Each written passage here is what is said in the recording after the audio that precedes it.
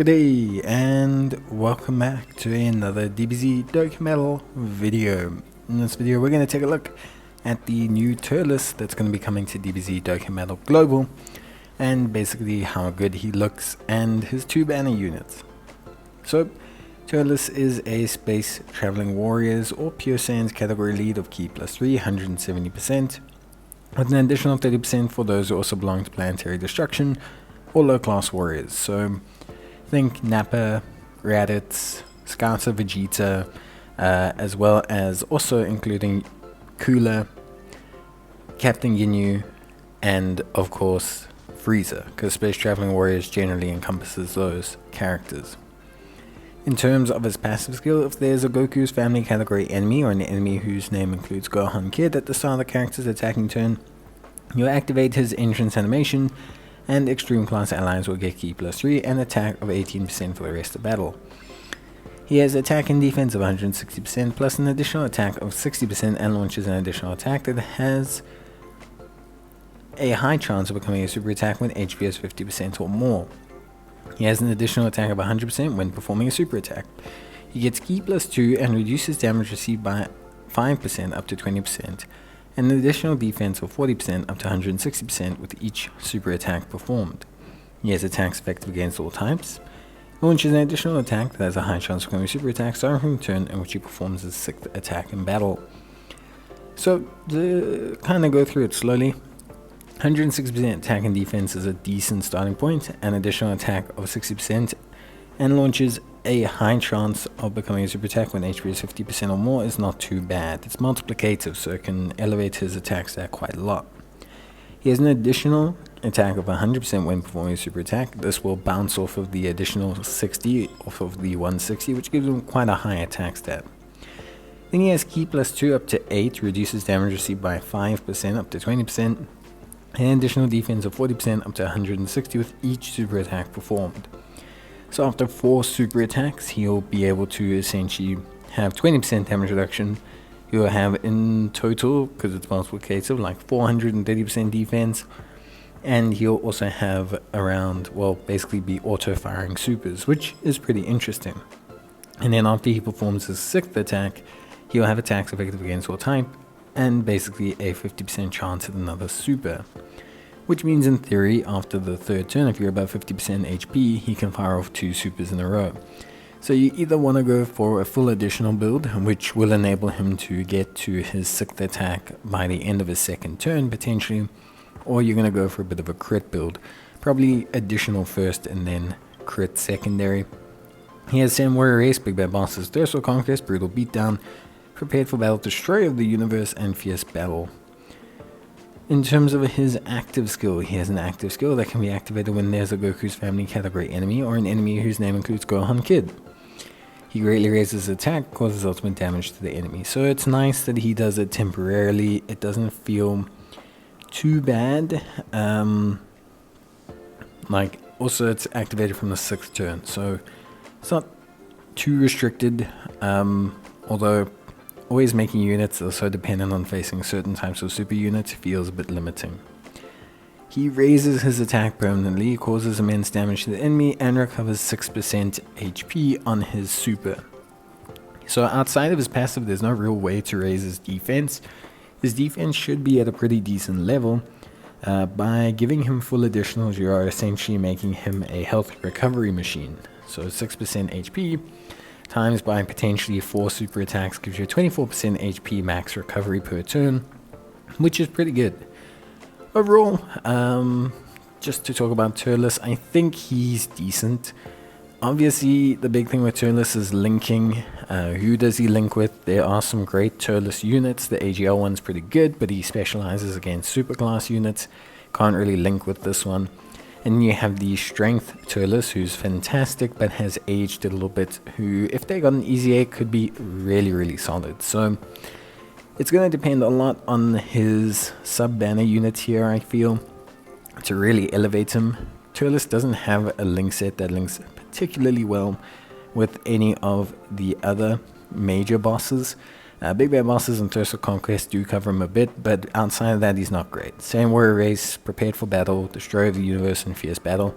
don't mesh well with the current movie bosses slash terrifying conquerors teams, so he's a bit of an outlier there, though he does have the two crucial links in BBB and Thirst for Conquest, and he does build his own key, but he's also denying the other units. He's also not a first slot tank, which is always something people prefer, but he's a solid second slot unit.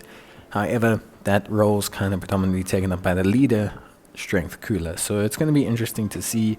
Still looks like a great unit. Next we have Amond and Raisin, or Almond and Raisin, I guess, is basically what they're supposed to be, like an almond and raisin cookie. Planetary destruction category, lead of 130%. They have loyalty, they have destroyed the universe, they have Team Turles, brutal beatdown, Thirst for Conquest, tough as nail in the fierce battle. So they do share 4 links with Turles, which is pretty good. No big bad bosses, but that's not too big a deal. Whoops, there we go. They have attack and defense of 150%. Planetary destruction category allies get key +1 and attack and defense of 30%. An additional defense of 20% and chance of performing a critical hit, plus 20% to also belong to the Space Traveling Warriors category. They guard all attacks and reduce damage received by 20% as the first attacker in a turn. And they have an additional attack of 50% and launch an additional super attack as the second or third attacker in a turn. They get an additional attack and defense of 30% whenever guard is activated up to 150. So they're very similar to the Rikumen Gildo. 150% attack and defense. They are a 50% support for Turles in terms of defense with a 10% crit chance, which is great. And they give him key and attack.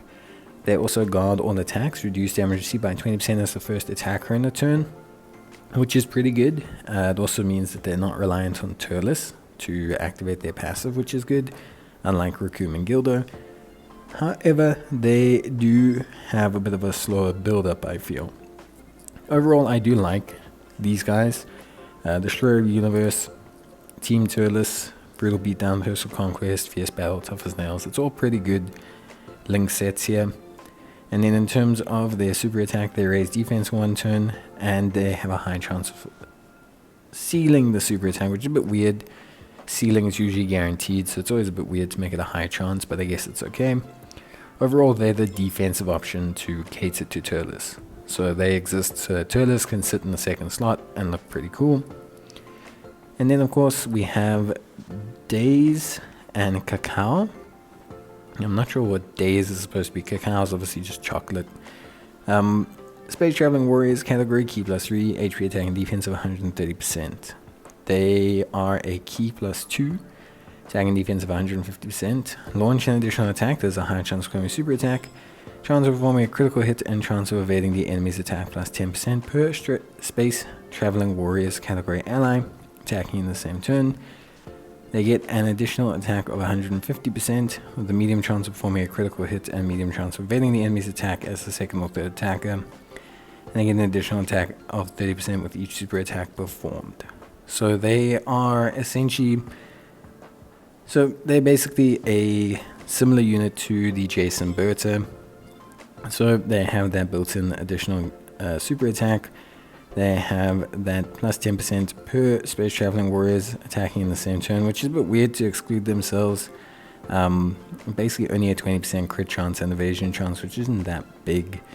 Plus an additional attack of 150% medium chance of evading critical hit, or performing critical hit, and medium chance of evading the enemy's attack as the second or third attacker. That'll be multiplicative, so we're looking at a 50% chance in total, and then they have an additional attack and defense of 30% with each super attack performed. So they're like a Jason Berta but without the support, but in theory they should be a bit stronger. Link-wise, Loyalty, Destroyer of the Universe, Team Turles, Brutal Beatdown, Thirst for Conquest, Solid Support, and Fierce Battle. So again, they share 4 links with Turles. They are more a supplementary unit to the team, but them not having support is a bit weird, especially considering how good Jason Berta are with support. And then these guys raise attack for 1 turn and have a high chance of stunning. So again, these guys will probably be the one that falls away. You know, the TN to the Krillin, I mean, that's kind of the best example. But basically, these guys don't feel as necessary as the previous banner unit. But yeah, let's take a look at the animations and take it from there. So yeah, basically the animations look pretty good. I think there's not much you can do with Turles, especially since a lot of his really good animations were used for the LR. But it's a great movie with a lovely animation style, so they managed to make a lot of it work. The sub-general banner units have what I would consider decent animations. Remember, this is essentially their only moments to shine from the movie, so it kind of makes sense that their animations are pretty decent, as they're basically using up all the footage from it, which is one of those things. In regards to Turles' kind of overall ability, the entrance animation, really quite solid. Voice acting is really solid. And yeah, I think overall he looks great. I think there's nothing to complain about here. Kind of a return back to the really solid TUR animations of just what they've had in general. Yeah, maybe the Goku attack.